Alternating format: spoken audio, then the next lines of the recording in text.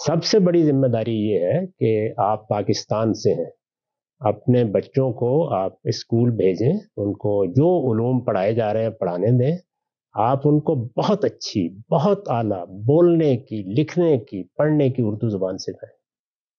مذہب کی تعلیم دینے کی کوئی ضرورت ہی نہیں، مذہب پر عمل کریں، وہ عمل میں دیکھ لیں گے۔ اگر آپ نے اردو زبان ان کو پڑھا دی تو یوں سمجھیے کہ جیسے ہی وہ شعور کی عمر کو پہنچیں گے تو وہ پچھلے 300 سال کے بہترین علم کے قریب چلے جائیں گے مذہبی لحاظ سے۔ اس کے بعد آپ کو کچھ بھی کہنے کی ضرورت نہیں۔ جب میں اسکول میں تھا، کیونکہ میرا پس منظر ایک صوفی گرانے کا تھا، تو جب سنگین سوالات سے میں دوچار ہوا تو جن لوگوں نے اس وقت پکڑ کے بچا لیا وہ اردو زبان کے بہترین لکھنے والے تھے۔ یعنی عربی زبان میں پڑھنے کی استعداد تو اس کے بعد بہت زیادہ پیدا ہوئی۔ کون تھے وہ؟ ابوالکلام، اقبال، ابوالعلا مودودی، اس سطح کے لوگ آپ انگریزی زبان میں اگلی ابھی صدی میں بھی پیدا نہیں کر سکتے۔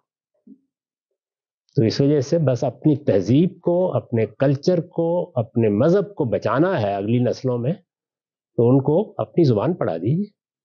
میں ملیشیا میں تھا، چوتھی نسل کے سکھوں سے ملاقات ہوتی تھی تو وہ 4 نسلوں سے وہاں ہیں، ان کے بچے ایسی بے تکلف پنجابی بول رہے ہوتے تھے، رشک آتا تھا، وہ اپنی پوری تہذیب سے جڑے ہوئے تھے۔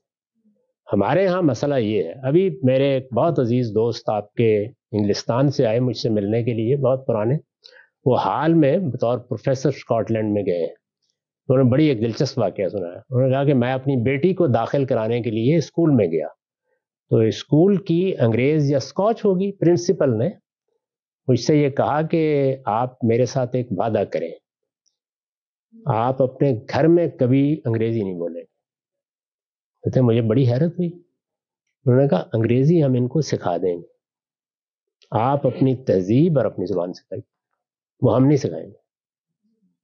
ہم نے جو سب سے بڑی غلطی غیر ملکوں میں آ کے کی ہے وہ اپنی زبان سے تعلق ختم کر لیا۔ زبان صرف کمیونیکیشن کا ذریعہ نہیں ہوتی، وہ اصل میں آپ کا کلچر بھی ہوتی ہے، آپ کی تہذیب بھی ہوتی ہے، آپ کا محاورہ بھی ہوتی ہے، اور اس کے پیچھے بڑی شخصیات کھڑی ہوتی ہیں۔ ان سے غیر متعلق ہو گئے۔ اب ہم عام والدین سے تقاضا کرتے ہیں کہ جب ان کا بچہ یہ پوچھے کہ فینومینا اور نومینا میں بنیادی فرق کیا ہے کانٹ کے نزدیک، تو جواب وہ دیں گے، نہیں دے سکتے۔ تو اس وجہ سے میری گزارش یہ ہے کہ صحیح راستہ اختیار کریں، وہ اردو زبان سکھا دیں، اچھی اردو زبان، پڑھنا لکھنا بولنا سکھا دیں۔ آپ کو کوئی ضرورت ہی نہیں ہے، یہ میں نہیں عرض کر رہا کہ گمراہ پھر نہیں ہوگے، وہ نوح کے گھر میں پیدا ہو کے ہو جائے گا، لیکن بہت کم امکان ہے پھر کہ وہ تہذیبی روایت کے اندر بہ جائے، اور اگر بہ بھی جائیں گے تو ٹین ایج سے فارغ ہوتے ہی لوٹ آئے۔ اطمینان رکھیں۔